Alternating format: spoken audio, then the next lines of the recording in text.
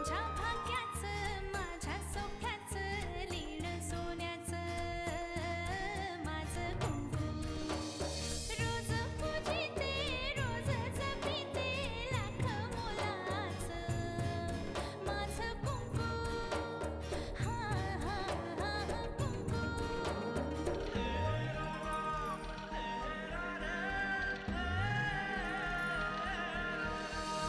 मन माझे घर झाले त्याचे मोर स्वप्नांचा दारी नाचे शब्द त्याचे अमृताचे स्पर्श त्याचे चांदण्याचे त्याच्या श्वासाचे त्याच्या डोळ्याचे गुज सांगते माझं कुंकू हा हा हा कुंकू हा हा हा कुंकू पुन्हा गावाच्या आसपास जरी दिसलास तरी हात पाय तोडून ठेवीन मी. आर्यनकडे पाहताना मी युगंधराबाईंचा नाही अमृताचा विचार करते. म्हणजे आतापर्यंत तिकडे महाभारत घडलं असेल. तुम्ही जे काही म्हणताय ते मला पटत नाहीये आणि मी जे काही बोलते ते तुम्हाला पटत नाहीये. त्यामुळे आपण एकमेकांशी बोलून काहीही उपयोग होणार नाहीये. तिची चौकशी करतोय असा नुसता संशय जरी आला तरी गोळ्या घालतील ते लोक. बाबांनी जर नाहीच दिली परवानगी तर आमच्याकडेही कुठला पर्याय उरणार नाहीये पळून जाण्याशिवाय. Amruta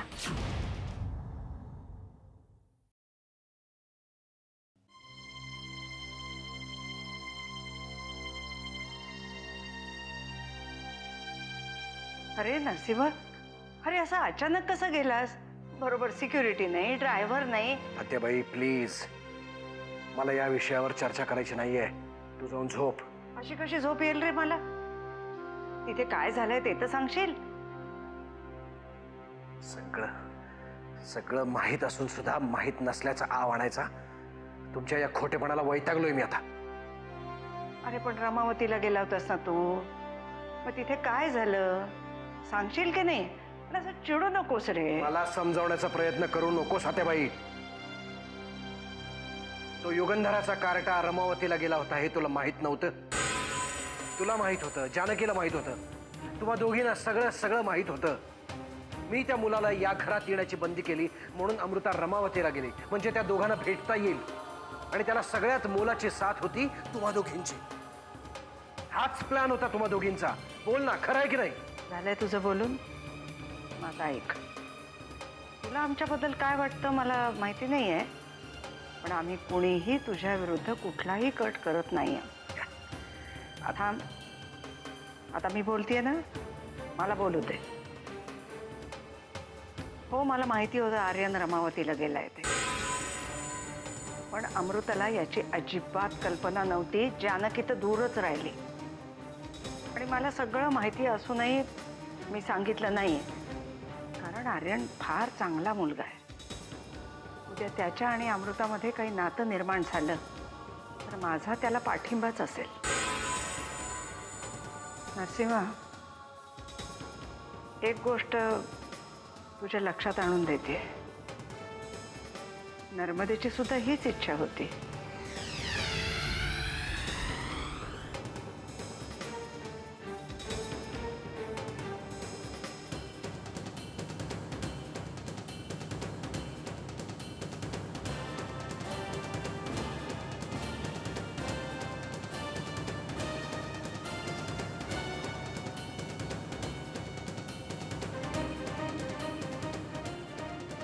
I am sorry.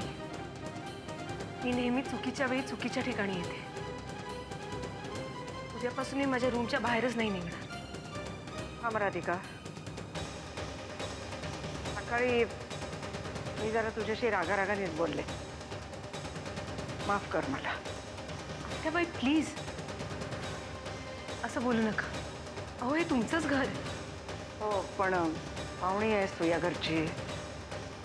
या घरात तुझ्या डोळ्यानं जे काही दिसेल किंवा कानानं जे काही ऐकू येईल ते तुझ्यापुरतंच ठेव म्हणजे झालं.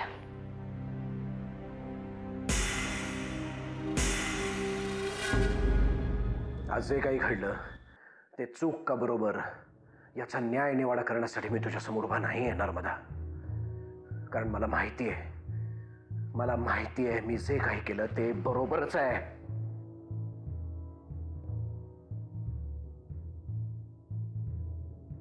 आर्यन आणि अमृताचं लग्न व्हावं अशी तुझी इच्छा होती,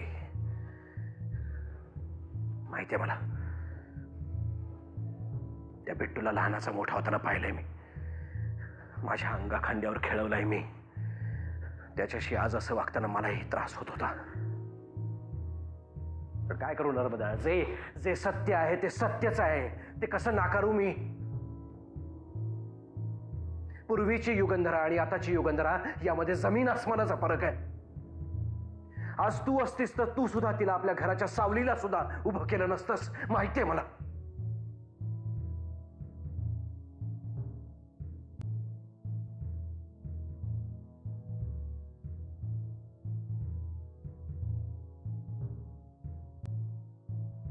हे बघ नर्मदा, काहीही झालं तरी मी त्या दोघांना एकत्र येऊ देणार नाही.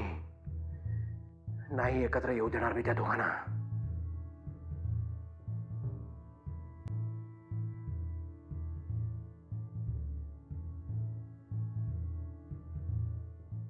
साहेब, तातडीनं बोलवलं. का त्रास झाला?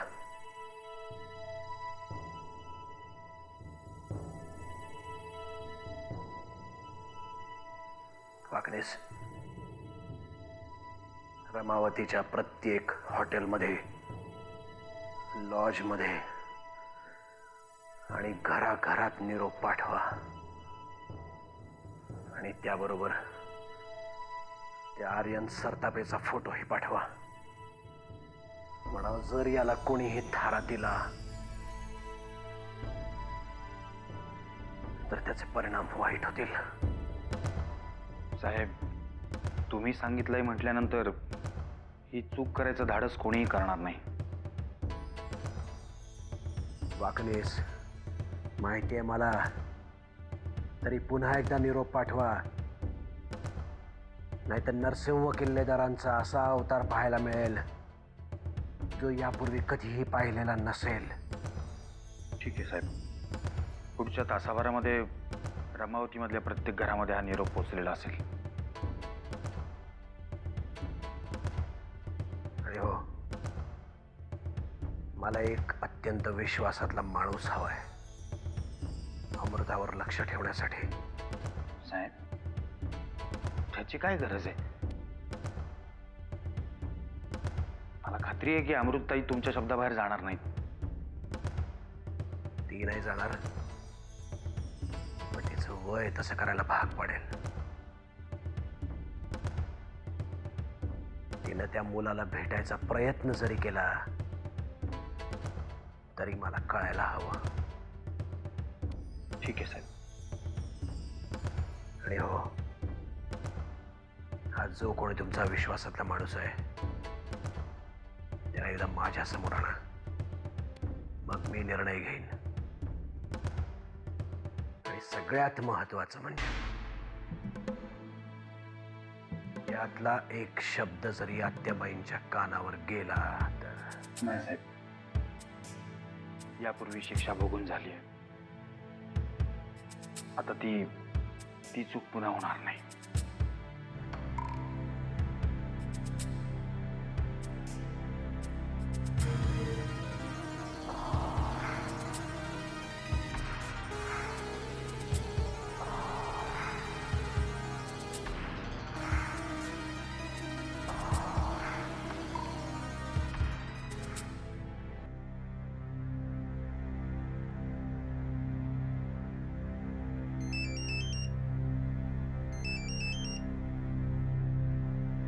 हॅलो अमृता.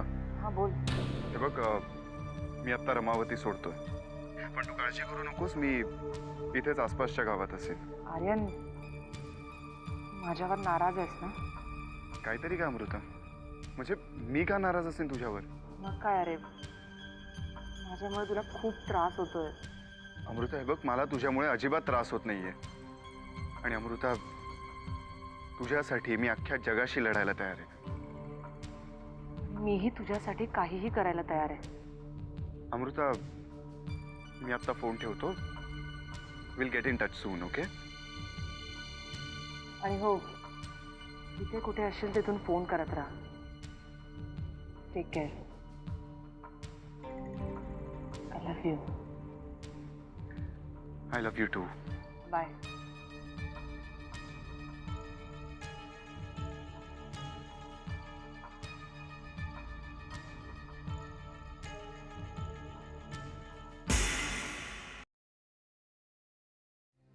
कॉफी घ्या, बरं वाटेल. थँक्स.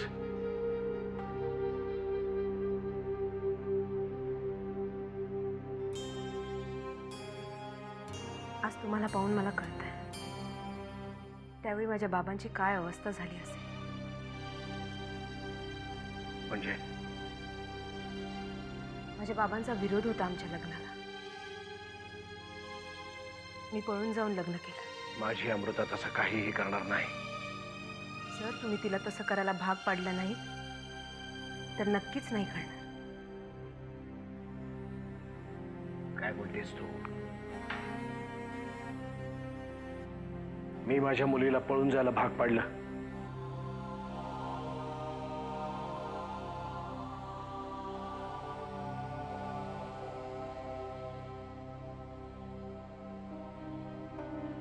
घ्या.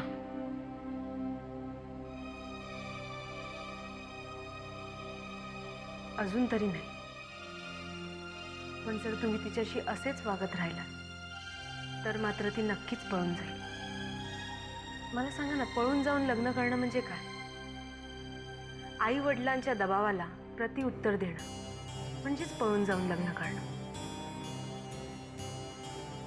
मीही तेच केलं. तुम्ही मला नाही नाही सांगताय ना, मग मी तेच करून दाखवेन. एक गोष्ट लक्षात घ्या, जेवढा तुम्ही अमृतावर दबाव आणाल तेवढ्या तिच्या त्या मुलाबद्दलच्या भावना दृढ होत जातील. मी काय करावं असं तुझं म्हणणं आहे? ती जशी वागतेय तसं तिला वागू द्यावं? ती नरकाच्या दिशेने चालली आहे ते मी शांतपणे बघत राहावं? अजिबात नाही. फक्त ती चुकते हे तिला समजवण्याची तुमची पद्धत बदला. तिला मनापासून वाटलं पाहिजे की आपण चुकतोय, आणि हे तिला समजून देण्यासाठी तुम्ही तिच्या जास्तीत जास्त जवळ जा. तिला तिच्याच पॉइंट ऑफ व्ह्यूने समजावून सांगा. पहा, नक्कीच फरक पडेल. हे सगळं बोलण्यापुरतं ठीक आहे. मुलं त्याही पलीकडे गेलेली असतात. असं नसतं हो. हा कितीही नाटकी वाटला तरी प्रभावी उपाय ठरू शकतो. आणि एक लक्षात घ्या, शेवटी मुलं मुलं असतात आणि बाप बाप असतो. जर तेव्हाच माझ्या बाबांनी मला असं समजावून सांगितलं असतं तर आज माझ्यावर ही वेळ आली नसती. पण तुम्ही लोक नेहमी उलटच करता. मुलींना बंधनात घालता, त्याला कोंडून ठेवता, आणि जिथे कोंडून ठेवणं आलं तिथे पर्यायाने पळून जाणं येणारच.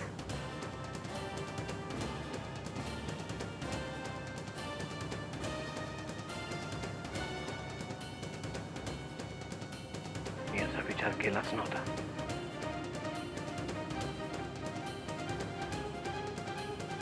You always have a point in your views,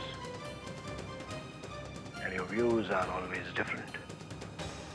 Thanks. कॉफीसाठी? कॉफीसाठी आणि कंपनीसाठी. जर कॉफीसाठी थँक्स म्हणत असाल ना तर मी एक्सेप्ट करेन, पण कंपनीसाठी नाही. कारण शेवटी माझ्या आयडलला कंपनी देण्यातच मला आनंद मिळणार ना. म्हणजे तुम्हाला माहित नसेल, पण तुम्ही माझ्यासाठी माझे आयडल आहात. जेव्हापासून तुम्ही तुमची पहिली निवडणूक जिंकलात ना, तुम्ही माझ्या काकांचा, अहिल्याच्या बाबांचा आशीर्वाद घ्यायला आला होता तेव्हापासून. Anyway, good night. Good night.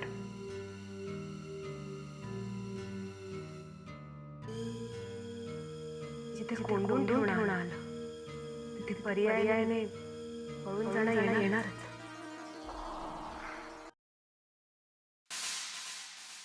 बोल ना. अगं जाऊ देत ना. आई आई बोल. हे बघ जानकी, माझ्या मागे असं बुणबुण लावू नगस. सरळ सरळ बाबांना विचारणे, जा तुला जिकडं जायचंय तिकडं. अगं पण असं काय करते? एका दिवसाचा तर प्रश्न आहे ना. जाते आणि लगेच येते.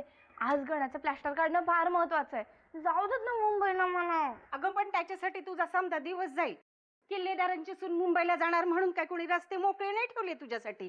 काय माहिती, ठेवले पण असतील रस्ते मोकळे. किल्लेदारांच्या सुनेला अडवण्याची कोणाची हिंमत नाहीये. तू नको ना अडवूस. जाऊ दे ना मला. सोड पदर, बाजूला होई. हे बघ जानकी, तू किल्लेदारांची सून असलीस ना तर ती जगासाठी, माझ्यासाठी अजून परकर पोटक्यातली जानकीच आहेस. मनात आणलं ना तर 2 धपाटे घालीन तुझ्या पाठीत. हे बघ, तू काही पण बोल, आज मला गेलंच पाहिजे. गण्याचं प्लॅस्टर काढायला पाहिजे ना. मी जाऊन येते लगेच. येत आई, हे बघ. हे काय रे? कधी काढलं? आता बाबांबरोबर गेलो होतो तेव्हा. मला कधी सांगितलं? आता सगळ्या गोष्टी तुला सांगायलाच पाहिजे वय. गणित आणि कोणी काढलं? डॉक्टरांनी. आणि कोण काढणार आहे? आता मुंबईला वगैरे जायचं कॅन्सल झालं आपलं. हा काय, आता आपण इथेच राहायचं. प्लॅस्टर काढलाय ना. हा बघितलं?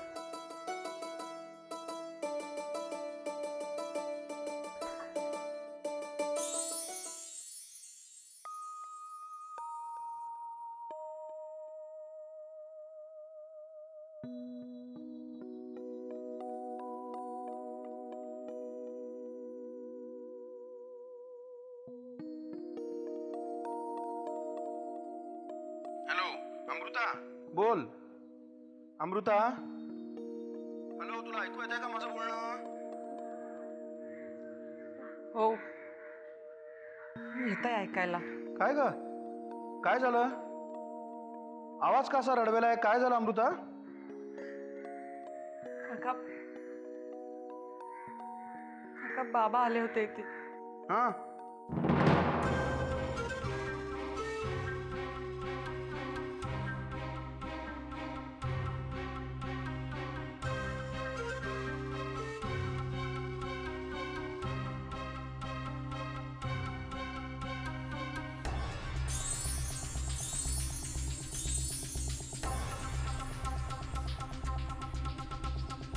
अमृता तू रडू नकोस.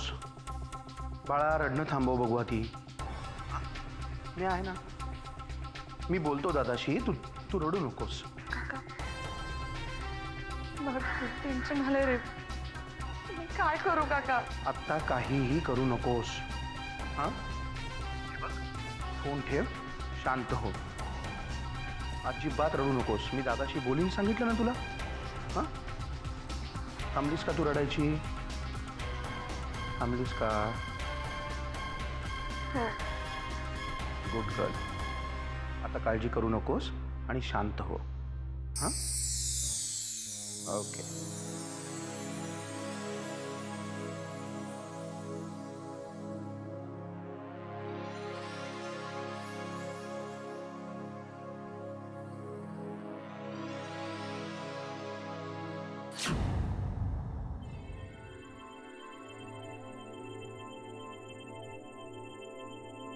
हे काय चाललंय? हा, तुम्ही कोणाशी काहीही बोलणार नाही आहात. तुला यात पडायला सांगितलंय कोणी? तू जरा गप्प राहा.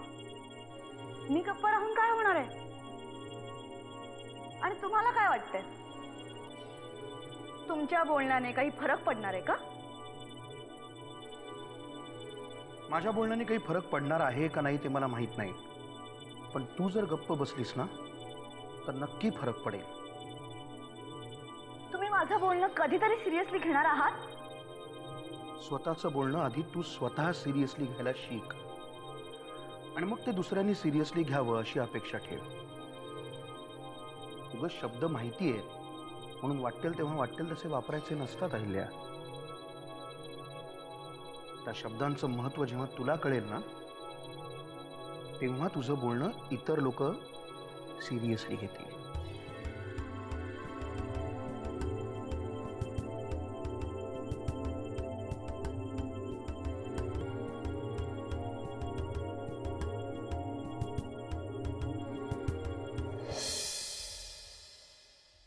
कण्या, कशाला हात लावतोय अमृताच्या कॉम्प्युटरला? ताई डोक्यात मारू नको, तुला आधीच सांगतोय. सारख्या सारख्या मारत असत, काय बोलत नाही म्हणून. शहाणा झालायस तू. कसलं करतो उचकापाचकी? मी काही उचकापाचकी केलेली नाहीये. आणि तसं पण अमृताताईंनीच सांगितलंय मला या कॅमेऱ्यामधली फोटो याच्यात टाकायला. हो हा. और शहाणाच झालायस तू शहरातल्या शाळेमध्ये जाऊन. हो ना, प्लॅस्टर काढलं तेव्हा पण मला नाही सांगितलं. एवढी अक्कल कुठून आली कुठून ना? मला अक्कल पहिल्यापासूनच आहे. तूच अडाणी आहेस, कळलं का? आणि तसं पण याला कम्प्युटर वगैरे काही बोलत नाही, लॅपटॉप बोलतात, लॅपटॉप. कळलं? आलोच 1 मिनिटात. त्याला हात लावायचं काम नाही, कळलं का? हा.